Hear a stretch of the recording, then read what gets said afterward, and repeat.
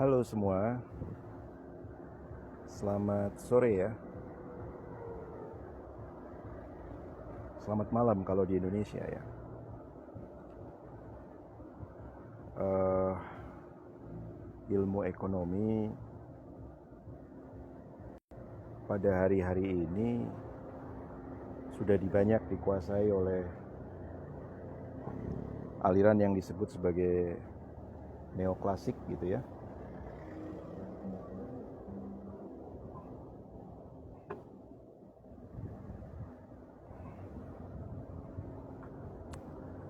Atau post-Keynesian sebagai respon terhadap itu ya.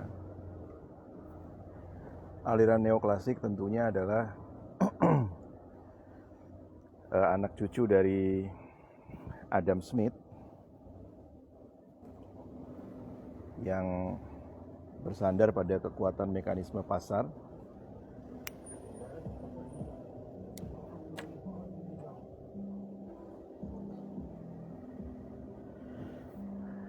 Tentu saja mekanismenya adalah laissez-faire, laissez-passer yang sering kita kenal dalam bahasa Prancis itu, gitu ya. Laissez-faire, laissez-passer artinya biarkan kekuatan-kekuatan supply dan demand itu bekerja. Laissez-faire, biarkan mereka bekerja. Siapa yang bekerja, supply dan demand itu, ya, laissez-passer, biarkan semua berlalu gitu. Bekerja untuk apa? Untuk menentukan titik keseimbangan. Kalau titiknya keseimbangan dalam mekanisme pasar tentu kita sudah tahu ya. Muaranya adalah pada apa? Pada harga. Pada harga. Ya. Kalau muaranya pada harga, sebagaimana pertama-tama dulu diperkenalkan oleh Adam Smith sebagai bapaknya, simbahnya neoklasik. Di era itu di abad 18 masih klasik ya, memperkenalkan bahwa kenyataan-kenyataan yang berujung pada harga-harga komoditas dan jasa di pasar itu karena adanya kekuatan permintaan dan penawaran, ya maka dengan sangat dini pemikir-pemikir moralis ekonomi di abad ke setidaknya 19 pertengahan lah ya, sampai kemudian masuk abad 20 mulai mengkritisi bahwa karena muara dari kekuatan supply dan demand ini adalah harga, dari interaksi ini sebagai pemahaman pasar, maka sistem pasar persaingan hanya menguntungkan mereka yang bisa bayar. Ya, bukan yang butuh.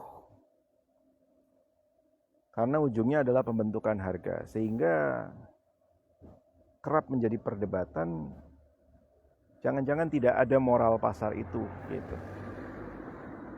Ya, inilah yang menjadi sendi-sendi pemahaman ekonomi liberal ya. Yang kuatlah yang menang. Siapa yang kuat dalam sistem pasar itu? Ya, tentu yang bisa bayar karena bahasa pasar adalah bahasa harga. Sekali lagi menguntungkan yang bisa bayar dan bukan yang butuh. Itu ya.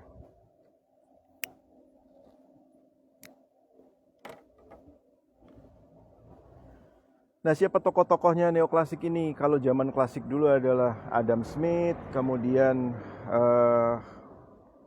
ya orang-orang seperti fisiokrat sebetulnya ada di situ, François Quesnay dan lain sebagainya.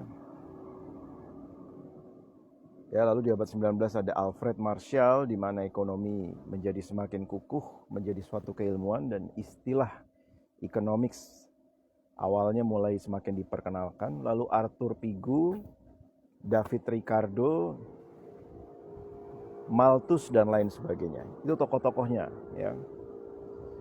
Nah, memasuki abad ke setidaknya 19 ya. Aliran-aliran klasik tadi, pemikiran di abad 18 diartikulasi dengan lebih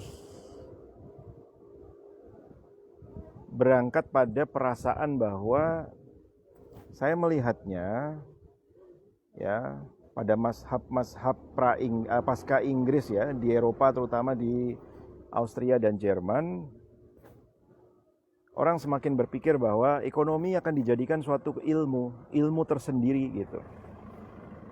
Bagaimana sih kalau ekonomi kita jadikan ilmu tersendiri begitu ya. Ilmu yang berdiri sendiri. Ilmu terakhir yang melepaskan diri dari filsafat itu psikologi ya. Setelah ya ada Sigmund Freud semakin mengukuhkan dalilnya tentang psychoanalysis of dreams itu ya.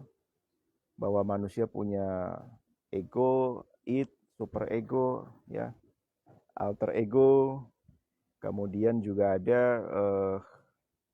teori tentang libido ya, manusia itu ditindas ya. Libido tidak terkait dengan seksualitas belaka, no.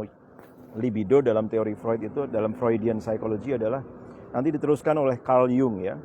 Carl Jung itu adalah ekspresi pelampiasan eskapisme dari ketertindasan manusia ya, di mana manusia menginginkan bahwa ya ada misalnya yang maha adil, bahwa ya ada yang maha rahim, maha mengasihi ya. Di dunia ini orang menjadi miskin, orang tertindas oleh kekuasaan, bahwa ya ada juru selamat yang maha adil dan lain sebagainya. Itu semua adalah proyeksi dari libido manusia. Ya sebetulnya kalau mau lebih awal lagi ujungnya di filsafat semua ya. Ludwig Feuerbach dan Arthur Schopenhauer. Ya, filsuf-filsuf yang ya mulai liberal berpikirnya, orang-orang kadang melihat mereka semi ateistik ya. Tuhan adalah proyeksi manusia ya. Manusia yang menciptakan Tuhan, bukan sebaliknya, seperti itu kira-kira. Tetapi semangat-semangat itu tidak absolut sebetulnya ya. Mereka hanya mau menggugah kita untuk menjadi makhluk yang independen dan otonom berkuasa. Nah, ketika ekonomi akan melepaskan diri dari filsafat, ya orang-orang itulah ya tokoh-tokohnya seperti misalnya dari mazhab Lausanne di Swiss ya, lalu mazhab Austria ada orang-orang seperti Karl Menger ya, orang-orang Jerman ya. Kemudian di ya memasuki abad 20 ada Wassily Leontief. Sebetulnya dia orang Rusia sebetulnya ya. Nama aslinya Vassily Leontiev. Cuman karena suatu hal mungkin nggak suka dengan otoritarianisme Stalin ya. Stalin meneruskan Lenin dengan industrialisasi. Merasa tertindas di Rusia. Akhirnya bermigrasi ke Amerika Serikat. Namanya jadi Wassily Leontiev. Ya, lalu dia membuat analisis I/O itu ya. Input output ya. Tokohnya di Indonesia ada satu tuh. Inisialnya Pak SN ya, S3-nya Amerika. Beliau di Kementerian Keuangan kalau saya nggak salah. Namanya nggak usah lah, inisialnya aja. Siapa lagi ya? Lalu ada Eugen von Bohm-Bawerk juga, orang Jerman juga ya. Karl Menger, Eugen von Bohm-Bawerk ya. Kemudian Leon Walras, orang Perancis ya. Ekonom-ekonom Perancis biasanya berangkat dari Augustin Cournot di dalam menganalisis pasar. Mulai masuk tuh matematika ya. Cournot menggunakan grafik, kurva dan lain sebagainya untuk merepresentasi pemodelan permintaan dan penawaran. Jadi adik-adik mahasiswa, anak-anak SMA yang kenal kurva grafik supply dan demand itu, ya itu adalah temuannya Augustin Cournot tadi. Nah, mereka semua itulah yang membentuk aliran neoklasik yang penyandarannya adalah matematika gitu. Kenyataan-kenyataan ekonomik mau direduksi ke dalam bentuk pemodelan-pemodelan matematik, kekuatan-kekuatan yang membentuk harga, supply, demand dan lain sebagainya. Ya, regulasi belum dibahas. Regulasi itu nanti Paul Samuelson abad 20, pemenang Nobel dari MIT ya. Mahasiswa Fakultas Ekonomi semester 1 langsung disuruh baca Samuelson chapter 2 ya. Nah, oleh karena itu aliran neoklasik bangkit lagi di abad ke-19 masuk ke abad ke-20, tokohnya Leontiev tadi dan kawan-kawan ya, Leon Walras, Karl Menger. Alatnya adalah matematika. Kenapa bisa begitu? Ada suatu semangat yang bisa saja kita sebut sebagai scientisisme atau empirisisme.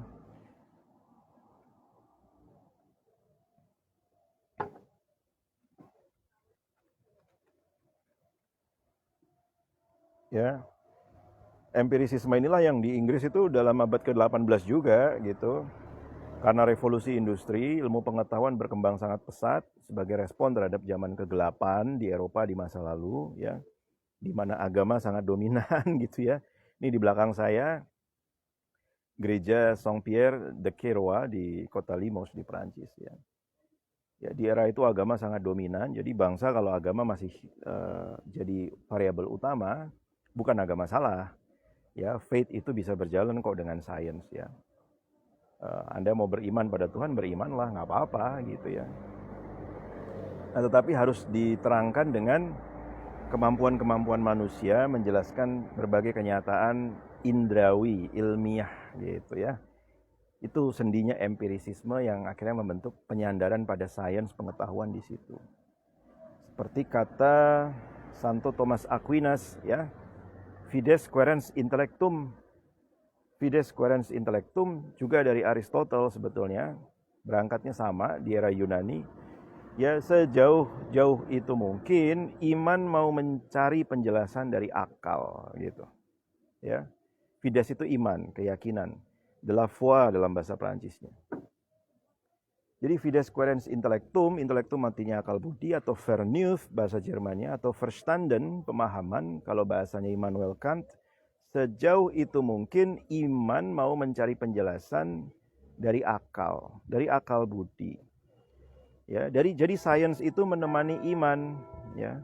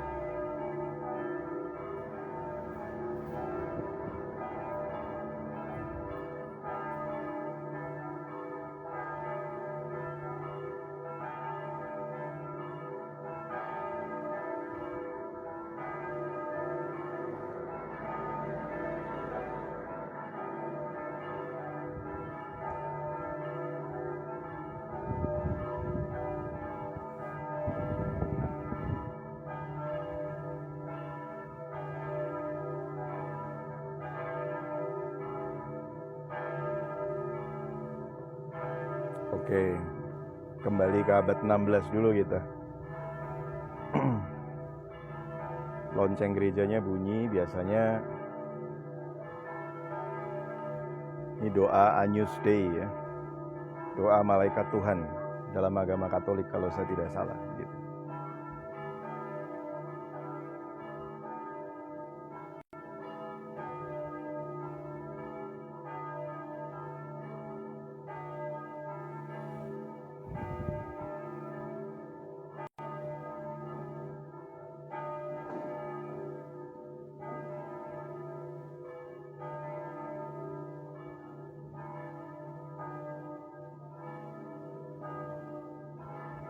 Oke.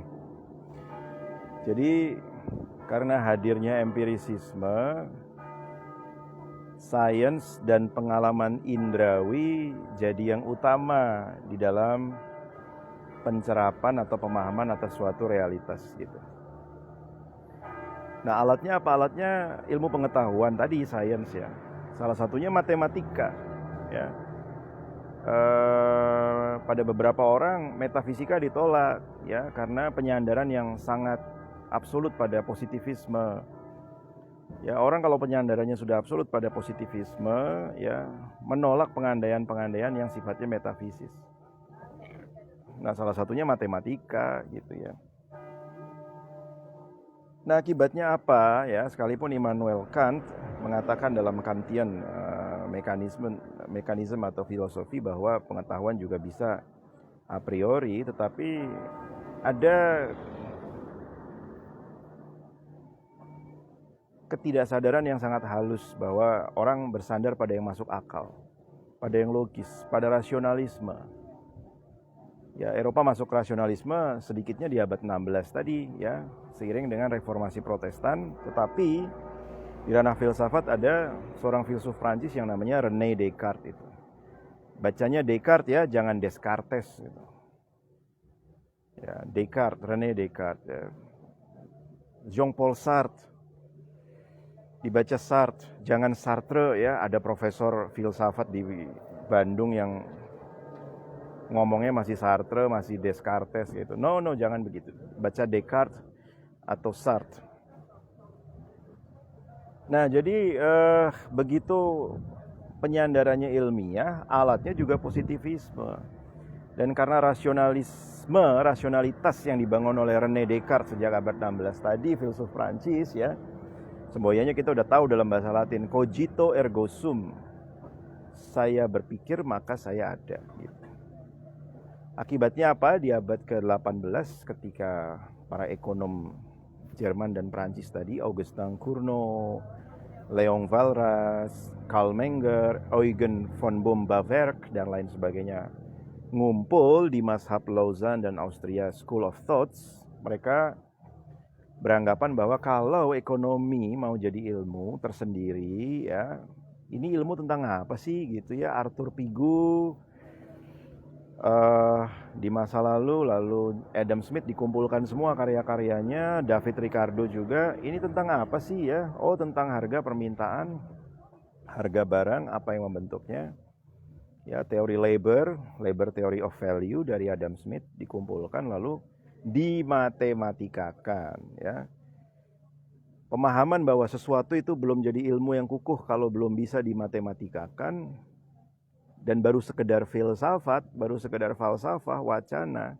Inilah sebetulnya serabut-serabut halus dari kesadaran empirisistik tadi itu ya.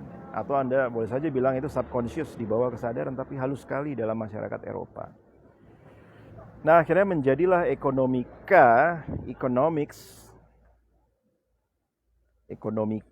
seperti mathematics jadi matematika, physics jadi fisika, maka economics jadi ekonomika ya, penuh dengan matematika. Sejak abad 19 itulah ya, maka tulisan-tulisan Alfred Marshall mulai menggunakan kata ekonomika untuk pertama kali ya, mulai syarat dengan persamaan-persamaan matematik. Bahkan sampai hari ini Anda boleh lihat, kalau Anda nggak percaya, paper ekonomi belum disebut ekonomi kalau belum menggunakan rumus-rumus matematik atau ekspresi matematik ya. Penerapan matematika dalam ekonomika ada dua hal ya, sebagaimana matematika dalam bidang lain seperti fisika ya. Yang pertama untuk ekspresi, yang kedua untuk solusi ya, terutama optimisasi dan lain sebagainya. Kita bicara profit, kita bicara minimisasi biaya, cost minimization dan seterusnya ya. Tapi yang paling banyak saya lihat untuk ekspresi ya, untuk ekspresi terutama ya mereka yang S3-nya di Amerika ya, saya pun menggunakan itu dalam disertasi saya ya. Nah, dalam suasana itulah sampai abad 21 ekonomika bertahan.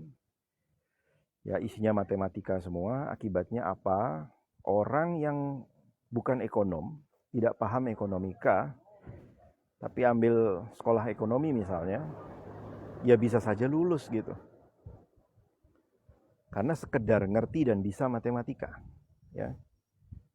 Itulah sebabnya almarhum Pak Rizal Ramli, seorang ekonom kita, beliau cerita ketika sekolah di Amerika, loh kok saya bisa lulus, profesornya bingung gitu. Dia ambil S2, belum S3 atau belum PhD, yang lainnya banyak yang gak lulus. Padahal dia ngerti matematika doang karena suka matematika. Nah itulah ya.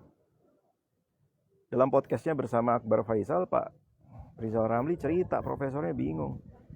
Saya gak paham, kamu yang bukan dari ekonomi kok bisa lulus gitu. Sementara banyak yang gak lulus di kelasnya ya. Karena paham mengerti matematika doang bisa lulus gitu. Karena ilmu ekonomi hari ini parasnya isinya itu. Terutama di Amerika Serikat dan negara-negara maju yang problem ekonominya sudah selesai. Akibatnya ilmu ekonomi hanya jadi ilmu yang sekedar ekstravagan saja. Untuk gagah-gagahan. Ya, untuk hiburan ya. Onani intelektual, onani akademisnya orang-orang pintar, mereka-mereka yang jago gitu. Tapi nggak untuk menjawab masalah. Karena problem kemiskinan, pemerataan, inequality, poverty sudah selesai di negara barat. Akibatnya ilmu ekonomi di Amerika terutama dan di Eropa terancam jadi ilmu ekonomi yang untuk gagah-gagahan, bukan untuk mengidentifikasi, menganalisis, dan menjawab masalah. Ini yang oleh orang-orang seperti kritikus ya, John Kenneth Galbraith di abad ke-20 ya, lalu ada Paul Ormerod, mereka menulis dalam bukunya ilmu ekonomi itu dismal science. Ya, dismal science, ilmu yang bingung. Ya, karena di barat, di negara maju problemnya udah selesai, kesejahteraan, ilmunya masih jalan. Ya. Akibatnya ilmu yang nganggur gitu loh. Akhirnya diisi tadi orang-orang yang sekedar pengen ya onani intelektual, onani ilmiah gitu. Suka matematika dan lain sebagainya. Itulah sebabnya Rizal Ramli bisa lulus walau nggak ngerti ekonomi tapi bisa matematika. Dalam suasana itulah ya, orang seperti Pak Purbaya, Yudi Sadewa juga ambil S3 di Amerika, syarat matematik, ya bukan dari latar belakang ekonomi, ya jadi mungkin nggak ngerti teleosnya bahasa Yunaninya, ruhnya itu beliau nggak dapat karena S1-nya kan elektro ya, tapi sekedar bisa matematika doang, gitu. Ya lulus gitu di Amerika. Sama seperti Rizal Ramli tadi. Makanya Pak Rizal Ramli dalam podcast bersama Akbar Faisal, beliau bilang, sebelum ditawari PhD, saya ingin pulang dulu ke Indonesia, dapat foundation yang benar, mempraktekkan ini sehingga dia punya sense tentang apa itu ekonomika. Ya. Lalu beliau bekerjalah itu di proyeknya BRI itu. Ya. BRI ya kredit Bimas ya, pedesaan dan lain sebagainya. Sekarang microfinance terkuat di dunia. Kata Margaret Robinson, antropolog Amerika yang kerja di bidang microfinance, BRI itu microfinance terbesar dan tersukses di dunia. Ya. Lalu ditiru oleh Profesor Muhammad Yunus, pemenang Nobel Perdamaian, bukan ekonomi, sekalipun dia ekonom, untuk Bangladesh. Ya, dalam mendirikan Grameen Bank untuk mengatasi kemiskinan di sana. Profesor Yunus itu pun sendiri adalah korban ekonomika neoklasik itu. Yang isinya matematika tadi, gagah-gagahan ilmiah doang, tapi nggak nyelesain masalah. Ketika pulang ke negaranya, ke Bangladesh, tahun 70-an, di sana sedang terjadi Great Famine, kelaparan besar. Dan Profesor Yunus menangis. Tidak bisa turut menyelesaikan masalah itu dengan ilmu ekonominya yang daki-daki tadi sebagai seorang PhD itu. Karena ala Amerika, kehilangan foundation, ya. Makanya Profesor Dawam Raharjo di Indonesia, Profesor Mubiarto dulu ngajar saya perekonomian Indonesia.